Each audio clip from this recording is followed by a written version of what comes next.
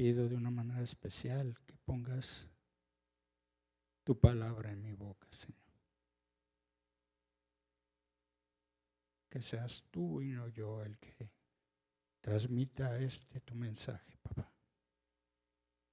Y también pido que le abras el entendimiento del espíritu de cada una de las personas que escuchan. En nombre de Jesús. Amén. Bueno,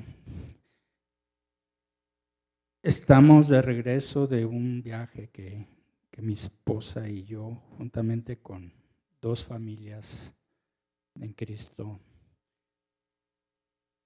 nos fuimos a pueblear, como dicen, pero pues igual también tuve la oportunidad de compartir el mensaje, un mensaje en un congreso que se llevó a cabo en Vallarta. Veo pocas personas, espero que hayan sido de las personas que hayan ido al congreso Aguascalientes en Somos. Pues obviamente yo ya me había comprometido cuando supe del congreso en Aguascalientes, sí, pero pues así es la cuestión del ministerio, sí.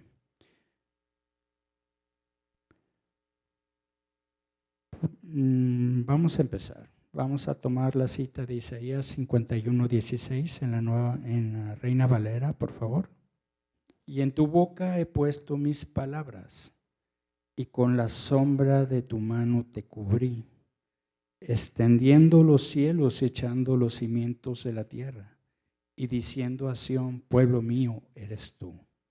Aquí en esta cita, pues voy a partir del final, porque pues igual a lo mejor algunos de ustedes ya sepan desde dónde viene pues la familia de Dios, porque pues igual Dios creó al hombre pensando en una familia. Tanto así que en Lucas 3:38 dice que Adán fue hijo de Dios. ¿Sí? Entonces el plan original era precisamente formar una familia. Esto ya lo había dicho Asael en el domingo pasado. ¿Sí? Y bueno, pues por ciertas circunstancias, pues obviamente hubo que hacer algunos cambios, pero pues para restaurar lo que se había perdido, ¿sí? Pueblo mío eres tú, dice la palabra. Entonces, algunos de ustedes saben desde dónde viene todo este merequetengue de las naciones y todo eso. ¿Sí? ¿Alguien de ustedes? Bueno, la palabra viene y prácticamente la palabra es así. O sea, todo lo que tengas cuestión de creación y todo eso, Dios te lo dice a través de su palabra.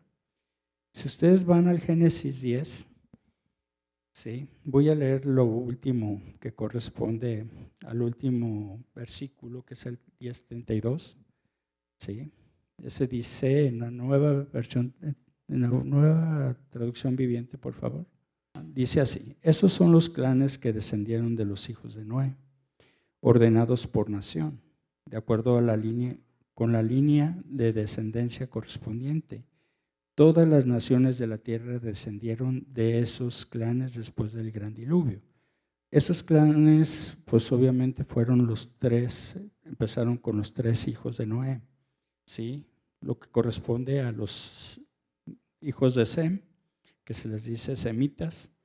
Entre todos esos clanes, los más importantes o los más renombrados son los hebreos, asirios, arameos y árabes. Y estos fueron 26 clanes que se formaron de la simiente de Sem. De Cam fueron 30, ¿sí? Se les dice camitas. Y de ellos, pues obviamente, los más importantes son egipcios, filisteos y babilonios, ¿sí? Y de Jafet solamente fueron 14, ¿sí? Que fueron de los más importantes los griegos, los persas y los escritas. Obviamente, si ustedes cuentan, son 70 naciones. Yo solamente nombré los más renombrados o los más reconocidos, ¿sí? Pues bueno, estos fueron por Dios, pues obviamente Él les limitó territorio y todo demás, y él fue el que realmente decidió de esos 70 solamente tener una sola nación. ¿Sí? Vamos a Deuteronomios 32, del 8 al 9, por favor. Nueva traducción viviente. Pues como les dije, de estas naciones, pues Dios decidió darlos como heredad. ¿Sí? Así dice la palabra, que cuando el Altísimo asignó territorios a las naciones, cuando dividió a la raza humana, fijó los límites de los pueblos según el número de su corte celestial. Si tienen alguna duda acerca del corte celestial, les puedo recomendar que lean el Salmo 82. ¿Sí? Eso lo apuntan porque eso no lo voy a tocar ahorita. Pues el pueblo de Israel pertenece al Señor. Jacob es su posesión más preciada. Bueno, saben que Jacob fue convertido a Israel. ¿Sí? Entonces, pues realmente aquí Dios dice que su pertenencia más preciada.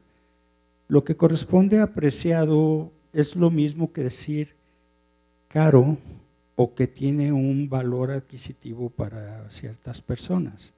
¿Sí? Entonces nosotros, pues obviamente, el plan de Dios fue, pues obviamente, pues, hacer una familia, pero Él tenía ya un plan en el cual fuera como el plan de restauración. ¿Sí? Y eso fue a través de Jesucristo. ¿Sí? Habíamos hablado la vez pasada que yo prediqué que pues este plan era eterno, inclusive fue planificado antes de la fundación del mundo. Nosotros pues obviamente nuestra capacidad es pensar en un principio y un final, pero para Dios era un plan de toda su, pues obviamente toda su existencia. Bueno, podemos decir que Dios no existe, sino que Dios es, ¿sí? Entonces, en esa capacidad que Dios tiene, pues obviamente siempre estuvimos aquí en la mente de Dios, ¿sí? Por esa misma razón dice que el plan de salvación era eterno. Y pues obviamente, pues al decir que pues era un plan de salvación, pues ¿a quién iba a rescatar? Pues a cada uno de nosotros, como humanos, ¿sí? Entonces, es algo que pues a mí me impactó, pues obviamente saber que pues obviamente desde siempre he estado en la mente de mi padre, ¿sí? Entonces, aquí como vemos que es un valor adquisitivo lo que corresponde a nación preciada, ¿sí? Pues obviamente en ese plan tenía que haber un pago porque la paga del pecado es muerte. ¿Sí? Entonces, en 1 Pedro 1, 18, 20, pues ustedes saben que Dios pagó un rescate para salvarlos de la vida vacía que heredaron de sus antepasados. Y el rescate que Él pagó no consistió simplemente en oro o plata, sino que fue la preciosa sangre de Cristo, el Cordero de Dios que no tiene pecado ni mancha. ¿Sí? Dios lo eligió como el rescate por ustedes mucho antes que comenzara el mundo, pero ahora Él se los ha revelado a ustedes en estos últimos días. Entonces, como podemos ver, pues ese plan fue siempre un plan eterno, ¿sí? Obviamente ese plan también incluía una nación donde nuestro Salvador tenía que nacer, y pues Él, así como somos pueblo elegido, pues Él eligió que fuera Israel, ¿sí? Esto lo vemos en Romanos 9:5, en la Nueva Traducción Viviente. Romanos 9:5 dice, Abraham, Isaac y Jacob son los antepasados de los israelitas, y Cristo mismo era israelita en cuanto a su naturaleza humana, ¿sí? Y Él es Dios, el quien reina sobre todas las cosas, y es digno de eterna alabanza. Amén. ¿Sí? Ahora te puedes preguntar, pues obviamente está hablando de los israelitas, porque pues Pedro, pues obviamente su ministerio era enfocado en los judíos. Pero pues nosotros, por promesa, podemos ver en Oseas 2:23, en Nueva Traducción Viviente. En ese tiempo yo sembraré una cosecha de israelitas y los haré crecer para mí. Demostraré amor a los que antes llamé, no amados, y a los que llamé no son mi pueblo, yo diré, ahora son mi pueblo. Y ellos responderán, tú eres nuestro Dios. Entonces esta es la promesa para nosotros que somos fuera de lo que somos los judíos o los israelitas. Tenemos que somos gentiles y todos los gentiles somos los que no somos judíos o israelitas, ¿sí? Entonces aquí está esa promesa en la cual pues obviamente Dios también nos incluye. Somos, pues obviamente dice que somos nación adoptada. Entonces un adoptado pues tiene los mismos derechos que un hijo genético, un hijo biológico, ¿sí?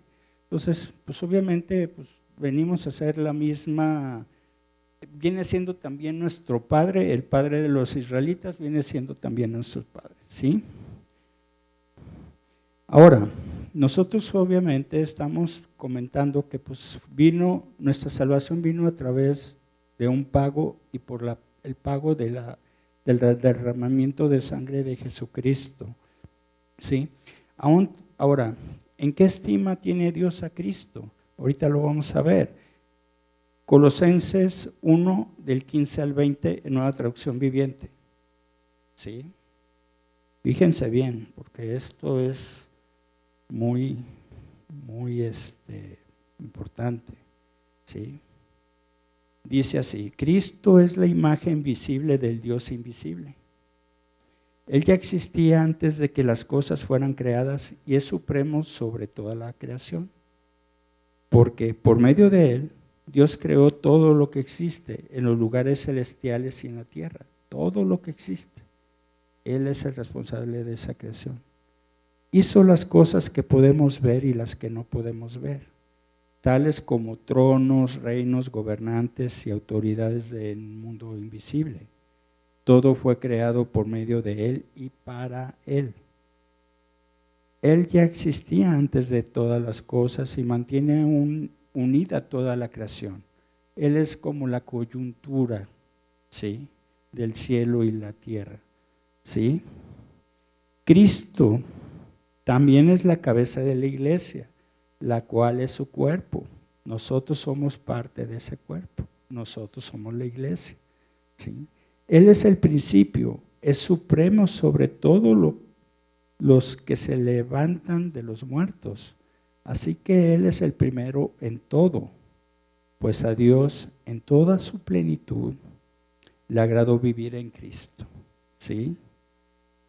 Y por medio de Él, Dios reconcilió consigo todas las cosas. Cuando Él vino a cumplir con ese plan de Dios, pues obviamente vino a reconciliar lo que era el cielo con la tierra, ¿sí? Hizo la paz con todo lo que existe en el cielo y en la tierra por medio de la sangre de Cristo en la cruz. Por esa misma razón, Jesucristo, en su última palabra, fue consumado es. Ese testamento que nosotros teníamos como viejo testamento, pues él, pues obviamente fue el final de ese testamento. Ahora nosotros estamos en el testamento de la gracia, ¿sí? Todo se cumplió, todo se pagó y nosotros, como dice la gracia, no merecíamos eso, pero sin embargo lo tenemos porque fue un regalo de nuestro Padre, ¿sí?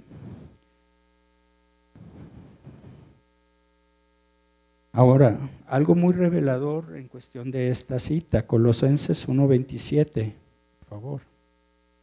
Sí, fíjense bien lo que es realmente lo que impactó en nosotros mismos. Pues Él quería que su pueblo supiera que las riquezas y la gloria de Cristo también son para ustedes, los gentiles. Y el secreto es, Cristo vive en ustedes. Eso les da la seguridad de que participan de su gloria, ¿sí? Jesucristo hizo la chamba y Él nos comparte esa gloria, Ok, Jesús vino con la misión de darnos la palabra del Padre, así como vimos en la cita primaria de Isaías 51:16, que Él puso su palabra en nuestra boca, ¿sí? En Hebreos 1, del 1 al 13, por favor. Esta cita, bueno, es algo que pues vamos leyéndola. Dice, esta cita es muy popular, pero pues igual es importante que la volvamos a tomar, que dice, hace mucho tiempo Dios habló muchas veces y de diversas maneras a nuestros antepasados por medio de los profetas, ¿sí? Y ahora, en estos últimos días, nos ha dado por medio de su Hijo, Dios le prometió todo al Hijo como herencia y mediante el Hijo creó el universo. El Hijo irradia la gloria de Dios, ¿sí? ¿Esto qué significa? Irradiar es, hagan de cuenta que como que yo tuviera energía dentro de mí, y pues esa energía la estoy manifestando a través de mi ser, ¿sí? Y eso es lo que Jesucristo mismo tenía, ¿sí? Él irradiaba la gloria de Dios y expresa el carácter mismo de Dios y sostiene todo con el gran poder de su palabra, ¿sí? Entonces Jesús mismo confirma esto en Juan 17:14, ¿sí? Él vino precisamente a transmitir esa palabra, porque pues obviamente Él es el verbo, ¿sí? Dice que la creación fue, en el principio era el verbo, y el verbo era con Dios, y el verbo era Dios, ¿sí?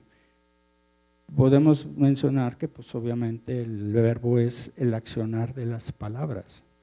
Una oración sin un verbo, pues obviamente es algo que pues no tiene vida, o sea, es a través del verbo que pues se ejecuta, ¿sí? Y eso es prácticamente la esencia de lo que Dios usó para cuando fue creado todo lo que estamos viendo en lo material, que podemos ver que Él fue el creador de lo que no se veía y de lo que se ve ahora, ¿sí? Desde un principio Él actuaba en fe, llamar las cosas que no son como si fuesen. Eso Dios nos lo ha estado enseñando desde la misma creación, ¿sí? Entonces, pues dice Juan 17:14 que les he dado tu palabra. O sea, Él vino comisionado a entregar prácticamente todas esas palabras que Él menciona en el Antiguo Testamento. Él mismo es la esencia de esas palabras, ¿sí? Ahora, vamos a comentar un poco acerca de la vida de Isaías, ¿sí? Pues en tiempo de Isaías, ya el rey, sabemos que después de Salomón, lo que eran los 12 tribus de Israel, fueron divididas en lo que fue el reino del norte y el reino del sur, ¿sí? Pues el reino del norte en tiempo de Isaías ya había sido invadido por un imperio que se llama Asirio, ¿sí? Y bueno, en ese tiempo, pues obviamente, aunque Isaías pertenecía al reino del sur, pues obviamente había voces de que posiblemente ese imperio pudiera traspasar y también atacar el reino del sur. Entonces había pues obviamente mucha cuestión de que pues voces de guerra, también el reino de Judá o lo que es el reino del sur, pues también había cuestiones de que tenía pues algunos lazos con Egipto. Igual también en lo social había mucha desigualdad en lo que eran los pobres y los ricos, ¿sí? O sea, la brecha entre ricos y pobres era bastante amplia. Y en lo religioso había sincretismo o idolatría. ¿Sí saben qué es sincretismo? ¿Sí? Bueno, sincretismo significa fusión o unión. Asael comentó algo acerca de que Jesucristo llegó al templo y vio que había algunas cosas que eran pues, corruptas, y Jesucristo fue primero. Eso es sincretismo, o sea, tomar una unión de algo que es, como en cierta manera la cita que tomó en consideración Asael, de algo santo, y estarlo combinando con algo, pues obviamente corrupto, ¿sí? Podemos mencionar también lo que corresponde a la conquista aquí en México. ¿Qué pasó? Pues obviamente pues, nosotros los aztecas y todas las tribus indígenas que había aquí en México, pues eran completamente idólatras, y eran dioses que pues obviamente eran diferentes a los dioses de los griegos y de los romanos y todo lo demás. Entonces llega la conquista y pues se empiezan a adoptar, ¿sí?, esos dioses, pero con nombres de dioses supuestamente cristianos. Entonces todo eso es sincretismo. También operaba lo que era pues obviamente la idolatría, ¿sí? Pero pues era algo que pues obviamente pues el mismo pueblo de Israel se entregó a eso. O sea, no es de que Dios lo haya querido así, sino que ellos mismos se entregaron a eso, ¿sí? Entonces, en el reinado, en lo que era la vida de Isaías, hubo 4 reyes de Judá. Vamos a nombrar nada más uno por la cuestión del tiempo, ¿sí? Era el rey de Usías, Jotam, Acaz y Ezequías. Voy a hablar un poquito del rey de Usías. Usías pues, quedó huérfano a muy temprana edad, 16 años. Pero pues obviamente pues, él por sucesión tuvo que ser pues, el rey. A su inexperiencia como patriarca, pues obviamente estuvo afortunadamente cobijado por profetas y que pues, obviamente lo llevaron a conducirse de una manera justa, ¿sí? Entonces vamos a nombrar, vamos a citar la cita de Segunda de Crónicas 26:5, por favor. Bueno, voy a empezar a leerla. Usías buscó a Dios en el tiempo de Zacarías, quien le enseñó a temer a Dios, ¿sí? Y mientras el rey buscó la dirección del Señor, Dios le dio éxito. Esas son las consecuencias cuando realmente nos dejamos guiar por el Espíritu o nosotros vamos en busca de Dios, ¿sí? Ahora, fíjense bien, vamos a ir hasta el mismo capítulo, pero hasta la versión 16, por favor, ¿sí? Hasta el versículo 16, dice: pero cuando llegó a ser poderoso, fíjense bien, cuando llegó a ser poderoso, Usías también se volvió orgulloso. Sí, aquí quiero hacer una pausa. Tus capacidades, tus cualidades no han sido porque tú realmente lo hayas querido. No te olvides realmente de dónde proviene todo esto. Y si lo que tienes ahora y todo lo que has hecho es porque Dios así lo ha querido, ¿sí? Entonces, aguas con ese orgullo, ¿sí? Vamos a ver lo que produce ese orgullo. Usías también se volvió orgulloso, lo cual resultó en su ruina, ¿sí? Pecó contra el Señor, su Dios, cuando entró al santuario del templo del Señor y personalmente quemó incienso sobre el altar del incienso, ¿sí? Algo que no le correspondía. Él por su orgullo simplemente quiso hacer lo que realmente no le correspondía.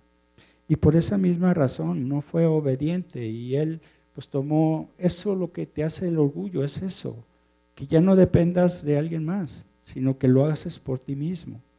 Nosotros nacimos y fuimos formados para ser dependientes. ¿Y dependientes de quién? Así es, Vamos a nombrar, voy a citar ahorita la cita de Juan 15, del 1 al 5. Fíjese bien lo que dice la Escritura. Dice, yo soy la vid verdadera y mi Padre es el labrador. En el 2, todo pámpano que en mí no lleva fruto, lo quitará. ¿Quién lo quitará? Pues obviamente el labrador, que es el Padre. Y todo aquel que lleva fruto, lo limpiará para que lleve más fruto. Aquí, ojo, en esta cita, 15:3, ya vosotros o ustedes están limpios por la palabra que yo les he hablado. ¿Sí? Es muy importante eso, o sea, nosotros en particular por el mensaje de Cristo y lo que hemos creído, nosotros estamos capacitados para dar fruto, ¿sí? Juan 14, al siguiente versículo 4, permaneced en mí y yo en vosotros. Esto también es muy importante. Como el pámpano no puede llevar fruto por sí mismo, si no pertenece en la vid, así tampoco vosotros, si no permanecéis en mí. ¿Sí? Entonces, nosotros por sí solos no podemos hacer nada. Siempre tenemos que tener la dependencia. Y la dependencia sobre el Padre o sobre Jesucristo. En este caso ya es Jesucristo, porque Jesucristo es toda la esencia del Padre. ¿Sí? Yo soy la vid, vosotros los pámpanos. El que permanece en mí y yo en él, este lleva mucho fruto, porque separados de mí nada puedes hacer. ¿Sí? Entonces es muy importante tener en cuenta todo esto. ¿Sí? Recuerden que el pecado en Adán fue precisamente eso. Ya Adán decidió no tener la dependencia de Dios, sino tener la dependencia por sí mismo. ¿Sí? En Santiago 4:6, por favor, esto lo voy a decir rápido porque ya algunos de ustedes ya las conocen, que dice que Dios se opone a los orgullosos, pero muestra su favor a los humildes. ¿Sí? La manera de que el Señor o el Espíritu pueda operar en ti, dice que es en tu debilidad. Pero en la debilidad de qué? O sea, no es de que estés todo ñengo ni nada, no. Esa debilidad es correspondiente a que tu yo baje. Esa es tu debilidad, ¿sí? No fortalezcas a tu ego, no fortalezcas al tu propio, sino hazte humilde, humíllate ante el Padre, ¿sí? Y Él, a través de esa humildad y todo, es como Él opera, Él va a fluir completamente, ¿sí? Entonces, eso es precisamente, el orgullo no lleva nada a cambio, no pongas resistencia para cuando se trate del Espíritu. El orgullo es resistencia para conducirte por a través del Espíritu, ¿sí?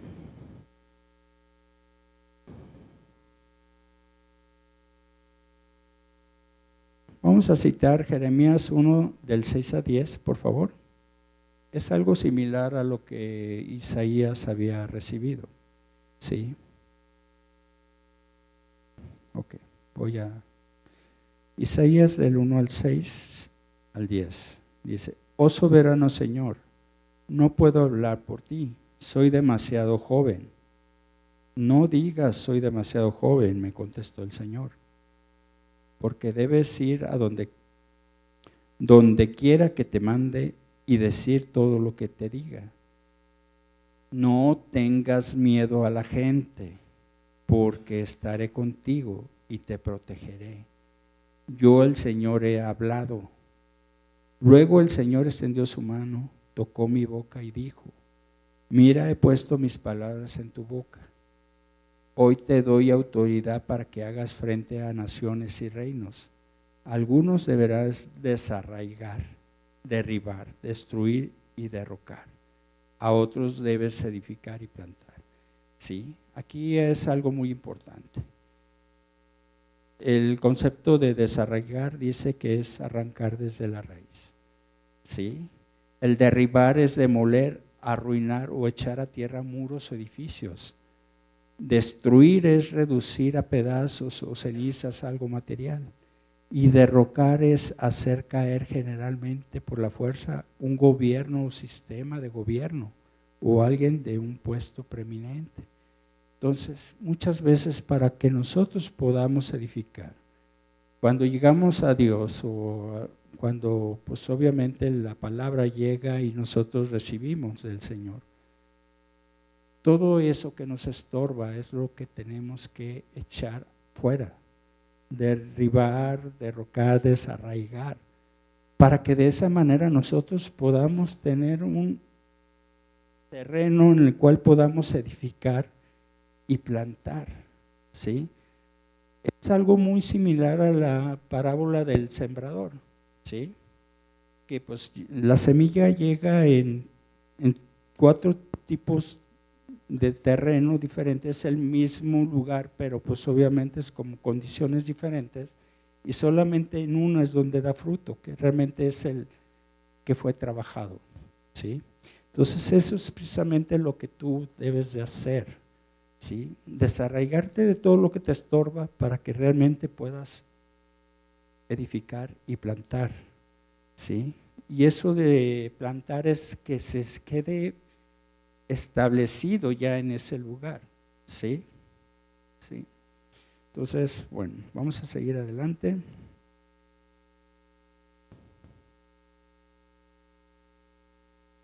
Podemos ver que en el Salmo 91:1 así también confirma lo que le decía a Jeremías. Jeremías pues obviamente era joven cuando tuvo la visión, ¿sí? Y eso pues el Salmo 91 es muy conocido por muchos de ustedes, ¿sí? Y desde que empieza, pues obviamente empieza con esa cuestión de que pues tú no estás solo, ¿sí? Dice, los que viven al amparo del Altísimo encontrarán descanso a la sombra del Todopoderoso, ¿sí? Y vámonos hasta el 9 y 11, 9, 10 y 11, por favor. Si haces al Señor tu refugio y al Altísimo tu resguardo, ningún mal te conquistará, ninguna plaga se acercará a tu hogar, pues Él ordenará a sus ángeles que te protejan por donde vayas. ¿Sí? Entonces esa es una seguridad. Realmente nosotros obviamente estamos acostumbrados a que algo sea seguro para poder actuar. ¿No es así? A veces es el temor cuando opera, cuando realmente no tienes una seguridad de que, ay, sí será o no será. ¿Sí? Pero acá Cristo nos está diciendo, del Señor a través de su palabra, nos está diciendo que pues Él está, inclusive, ya lo vimos en Colosenses, ¿sí? Que Dios está en nosotros, que Cristo está en nosotros, ¿sí?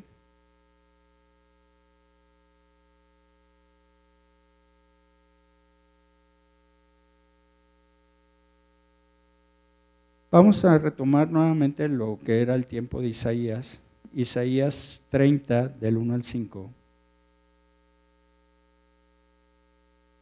Y esto para reforzar precisamente lo que es la dependencia y lo que es depender de alguien más, ¿sí? Dice así, ¿qué aflicción les espera a mis hijos rebeldes? Dice el Señor. Ustedes hacen planes contrarios a los míos.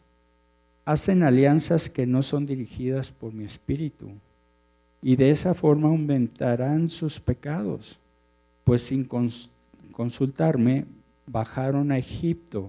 Recuerden que Egipto era considerado ahora como un sistema, y es como el sistema del mundo, ¿sí? Bajaron a Egipto en busca de ayuda, pusieron su confianza en la protección del faraón y trataron de esconderse bajo su nombre. Pero por confiar en el faraón serán humillados y por depender de él serán avergonzados. ¿sí? Entonces, eso es precisamente lo que Dios no quiere, que dependas completamente de Él, que no te dejes guiar por otra. No hay nadie más que Él que te pueda dar esa seguridad, ¿sí? Ahora, muchas veces a lo mejor pensamos que pues no somos nadie como para poder llevar, por ejemplo, esta ocasión que van a hacer la próxima semana, ¿sí? Todas esas actividades tienen un propósito, y ese propósito es de que las personas conozcan el reino de los cielos a través de Jesucristo, ¿sí?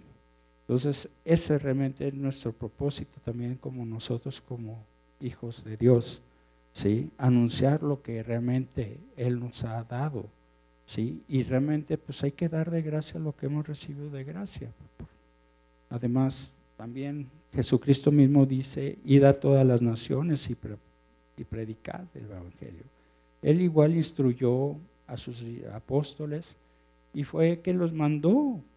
Sí, lo podemos ver en Lucas 9, capítulo 9, que pues obviamente pues él instruyó a sus apóstoles y después los mandó y entregándoles la autoridad para poder hacer sanaciones, correr demonios, ¿sí? Etcétera, etcétera. Y esa es la misma autoridad que Dios, Jesús mismo nos ha dado a nosotros, ¿sí? Igual después en el capítulo 10, habla pero de 70 enviados, ¿sí? Yo lo veo muy relacionado precisamente con las 70 naciones, por eso dice, ir a predicar a todas las naciones. ¿Cuántas naciones eran? 70. Y mandó a 70 de dos en dos para estar promoviendo el reino de Dios, ¿sí? Entonces, Cristo pues te capacita, ¿sí? Eso lo podemos ver en 2 Corintios 3, por favor, versículo del 5 al 6. No es que pensemos que estamos capacitados para hacer algo por nuestra propia cuenta. Nuestra aptitud proviene de Dios. Él nos capacitó para que seamos ministros de su nuevo pacto. Este no es un pacto de las leyes escritas, sino del Espíritu. El antiguo pacto escrito termina en muerte, recuerden. Terminando crucificado Jesucristo y prácticamente entregando el Espíritu, ahí el viejo pacto, ahí terminó. Nuestra dice, pero de acuerdo con el nuevo pacto, el Espíritu da vida. Eso es lo que realmente nosotros tenemos y de lo que tenemos que estar viviendo. El pacto de la vida, el pacto de la gracia. ¿Sí? Pues vamos hasta Juan 2, ¿sí? Del 1 al 11. Esto pues obviamente ustedes saben que se trata de las bodas de Caná, ¿sí? Vamos a leerlo rápidamente y quiero, para finalizar, puntos claves, porque esto lo escuché y vaya que yo había leído esta escritura, pero nunca le había tomado ese enfoque como realmente yo lo recibí, ¿sí? Dice, al tercer día se hicieron unas bodas en Caná de Galilea y estaban allí la madre de Jesús. Y fueron también invitados a las bodas Jesús y sus discípulos. Y faltando el vino, ¿sí? Aquí quiero hacer una breve pausa. Aquí pues obviamente dice, cuando en cuestión de las bodas en los judíos, era el esposo, a través de su boda, era como mostrar la capacidad económica, ¿sí? De lo que podía ofrecer, y pues obviamente lo expresaba a través de la boda. Entonces aquí pues dice que faltando el vino es porque posiblemente pudo haber sido no tanto por economía, porque pues nadie se va a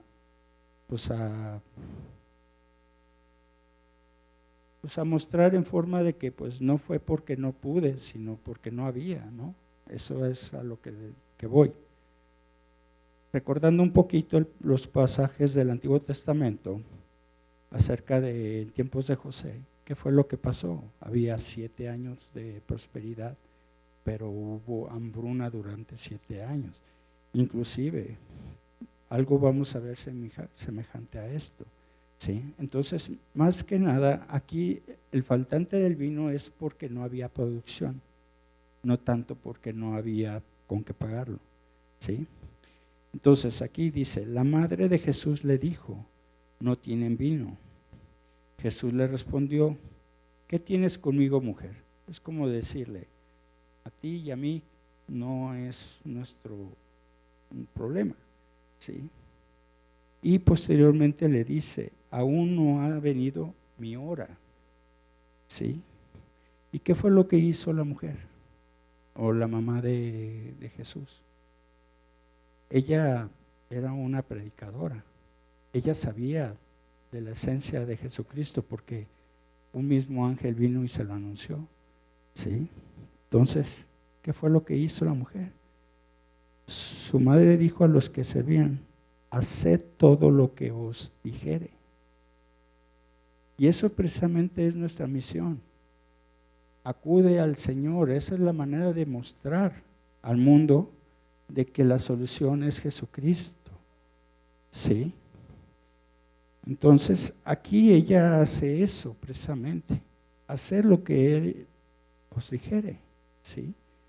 Y estaban ahí 6 tinajas de piedra para agua, conforme al rito de la purificación de los judíos, en cada una de las cuales cabían 2 o 3 cántaros. Ahorita vamos a ver más o menos, y pues vamos a ver más o menos en cuestión económica, en qué representó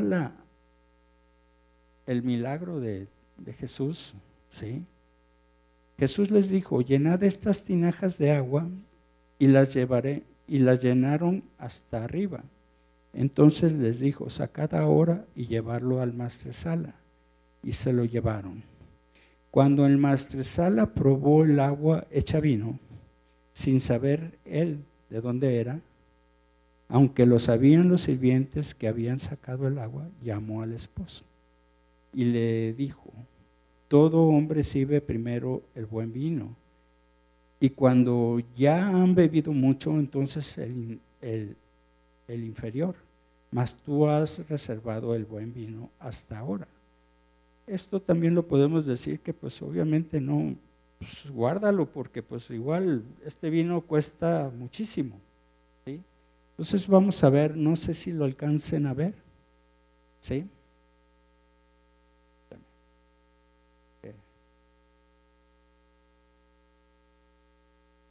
Botella de vino. La botella más cara de vino que yo encontré por internet, obviamente, pues aquí dice que era una reserva del 1945 de la marca Romanée Conti, un vino francés, ¿sí? Y en una subasta en el 2018 se vendió por $558,000. ¿Esto a qué atribuye? Pues obviamente si hablamos de 1945 es porque ya estaba en pie la Segunda Guerra Mundial y por ende pues la producción fue, aparte de que esta marca no produce vino a grandes cantidades, pues obviamente fue un año en el cual pues prácticamente fue casi nulo la producción, por eso es el valor de él. Y estamos hablando de la cita que estamos sabiendo que era porque había escasez.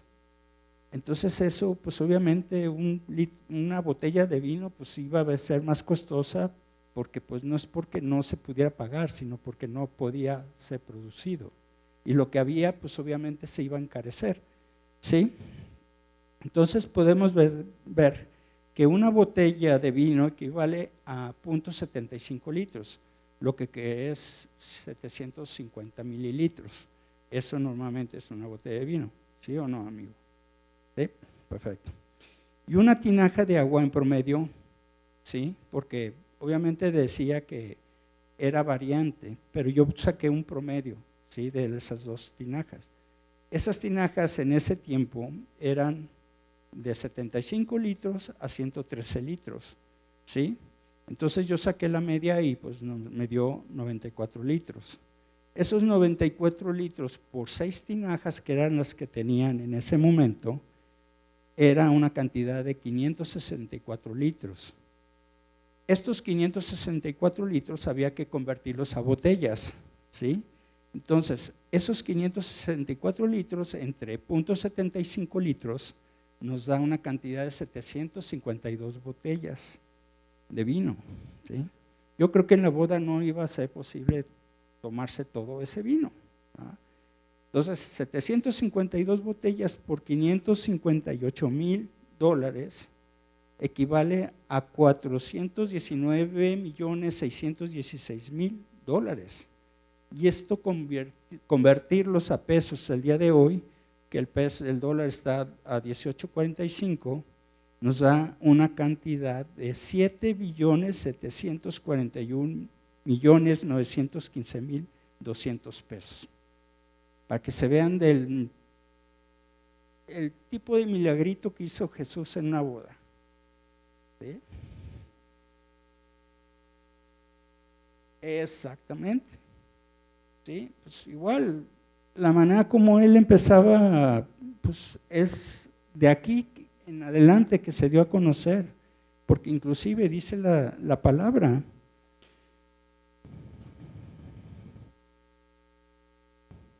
que en el principio de esta señal hizo Jesús en Caná de Galilea y manifestó su gloria, y sus discípulos creyeron en él. Él tenía discípulos, pero pues obviamente no había habido manifestación de absolutamente nada. Entonces ellos pues obviamente podría ser que pues dudaban de realmente de la esencia de lo que era Jesucristo. Y a través de este milagro empezaron a creer en él, ¿sí? Entonces esas son las maravillas que realmente, las señales. Y lo que quiero que entiendas, que esa misma esencia, Jesús mismo dijo, estas cosas que yo he hecho, aún ustedes las harán mayores. ¿Por qué? Porque como podemos ver, no depende de nosotros. Dice que el pámpano sin la vid no es.